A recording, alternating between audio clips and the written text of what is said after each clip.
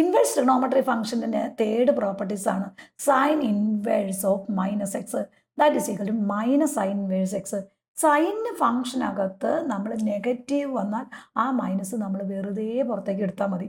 അങ്ങനെയാണ് ഈ ഒരു എക്സാമ്പിൾ നോക്കുക മക്കളെ. ഇപ്പോൾ സൈൻ ഇൻവേഴ്സ് ഓഫ് -1/2 ഇതിൻ്റെ പ്രിൻസിപ്പൽ വാല്യൂ നമുക്ക് കണ്ടുപിടിക്കണം.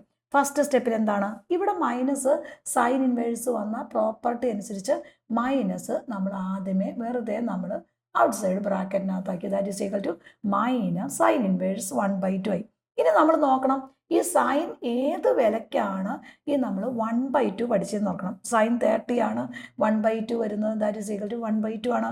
അപ്പോൾ നമ്മളിവിടെ ഈ ആംഗിൾ മെഷർമെൻറ്റ് എന്തായി മാറും? That is equal to minus അങ്ങനെ തന്നെ എഴുതി.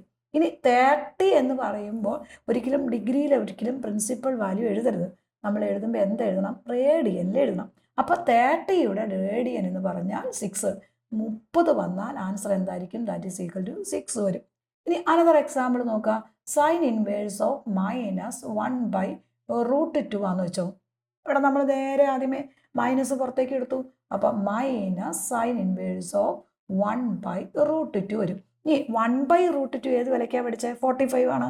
അപ്പം 45 എന്ന് പറഞ്ഞാൽ റേഡിയനിലേക്ക് കൺവേർട്ട് ചെയ്യുമ്പോൾ ദാറ്റ് ഈസ് ഈക്വൽ ടു -π/4. അപ്പം സൈൻ ഫംഗ്ഷനകത്ത് നെഗറ്റീവ് വന്ന ആ മൈനസിനെ നമ്മൾ ആദ്യം വെറുതെ പുറത്തേക്ക് എടുക്കുക. എന്നിട്ട് ഇവിടെ വരുന്ന വാല്യൂ ഏത് വിലയ്ക്കാണ് നമ്മൾ പഠിച്ചതെന്ന് നോക്കുക. That is equal to 45. എന്നിട്ട് പ്രിൻസിപ്പൽ വാല്യൂ എഴുതുമ്പോൾ അതിനെ കറസ്പോണ്ടിങ് റേഡിയൻ എഴുതുക. π/4 ദാറ്റ് ഈസ് ഈക്വൽ ടു 45 എന്ന് പറയുമ്പോൾ ആദ്യം കിടക്കണം 4. ദാറ്റ് ഈസ് ഈക്വൽ ടു π/4 ആയിരിക്കും നമ്മുടെ പ്രിൻസിപ്പൽ വാല്യൂ.